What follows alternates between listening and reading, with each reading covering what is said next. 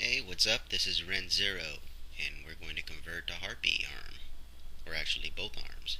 Here I start off with two Carnifex arms, the big scything talons, and I'm basically going to use the guidelines on it already and start hacking away at it. Make sure your lines are straight. Got the first one out, as you can see there. Doing the second, as you can see again using the guideline. There we go. Okay, here we're going to go ahead and start cleaning out the mold lines. Make sure your lines, you don't have so many mold lines or none at all. It's hard to get to, but there you go. It's more prominent on the ball that goes into the arm, so I usually sand that off with sandpaper or where I can get the sandpaper to. Now I switch over to the warrior arm kit. I'm going to use the arm or the hands from that because the arms on it are terrible looking. So we're going to go ahead and take the hands off. Here's the second one. Try to use as much as the hand as I possibly can. So I try to get as close as I can to the arm. Now here's all the pieces that I basically can work with. I'm not going to be using them all, of course, because we're not using the warrior arm part, but there you go. Those are all the pieces. So now we're going to pin. Pinning now, you want to make sure that you get as deep as you can into the hand or whatever you're using because you want the pin to stick. And I use I think it's called gel lock. Put that in there first, and then I just set the pin in there because the hole that you drilled should be a little bit smaller than the pin. And then grab some needle nose pliers and just stuff it in there with the gel lock, and there you go. You got yourself a good bond. Then we're going to clip it, give yourself some playroom, and again that's pinning. That's what that means.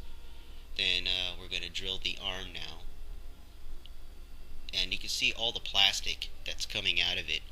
That's how deep I'm going. I'm really trying to get as deep as I can in there. And then I gel lock it, and I put more on the wrist part. As you can see, as I'm putting the hand in there, I'm not going to put it all the way through because I want a little bit of play, so I'm going to put green stuff in there, and we have to reconstruct the wrist. Okay, we're doing the other hand now and drilling.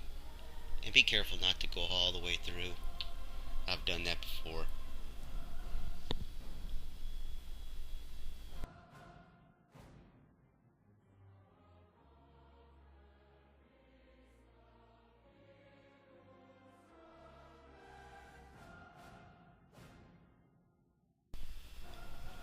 Again, you can see all that plastic coming out of there. We're going in deep. So again, pinning and doing the same to the arm.